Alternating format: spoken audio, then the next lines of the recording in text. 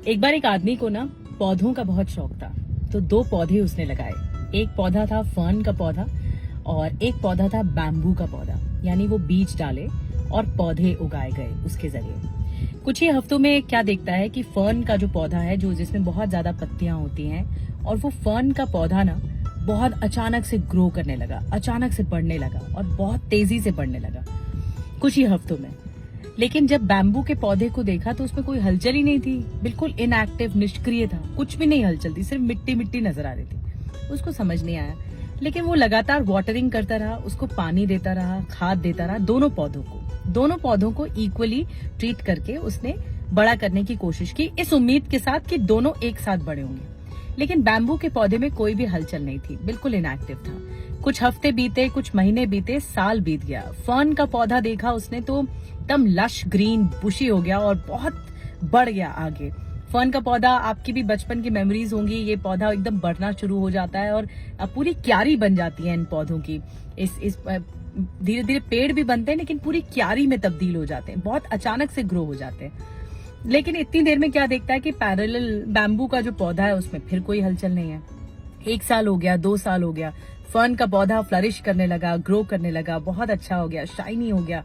लेकिन दूसरी तरफ देखता है कि बैम्बू का पौधा, उसमें फिर कोई हलचल नहीं है। 2 साल, 3 साल, 4 साल, 5वें साल में जाकर क्या देखता है ये व्यक्ति कि इस बैम्बू के पौधे में एक मिरेकल होता है। ये बैम्बू का पौधा स्प्राउट होना शुरू होता है। यानी 5 साल लगे इस बैम्बू के पौधे को स्प्राउट होने में।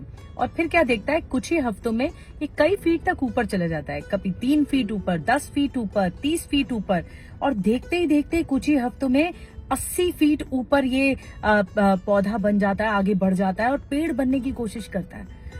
और इतना सफर लग जाता है। उस 5 साल में ना सबसे बड़ी चीज इस आदमी ने क्या की पता है? वो पेशेंस दिखाया, वो सब्र दिखाया 5 साल तक, इस उम्मीद के साथ कि ये पौधा एक दिन बड़ा होगा, इस पौधे में एक दिन हलचल होगी। मीनवाइल मैं आपको बताऊं ये 5 साल क्या हुआ होगा बैम्बू के पौधे के साथ। इस 5 साल में वो अपनी रूट्स को मजबूत करता है, वो अपनी रूट्स को स्ट्रॉन्ग करता है। और अगर वो अपनी रूट्स को स्ट्रॉन्ग करता है ना, तो वो तूफान झेल सकता है, आंधी झेल सकता है, बारिश झेल सकता है, बाढ़ झेल सकता है, उसको कुछ नहीं होता। इतने दिन में ना वो तैयारी करता है इन 5 साल में कि स्ट्रॉन्ग कैसे बनेंगे, और जब वो स्ट्रॉन्ग बन जाता है फिर उसको कुछ नहीं कर सकता कोई भी। तो इस कहानी से ना हमें बहुत ब्यूटीफुल शिक्षा मिलती है।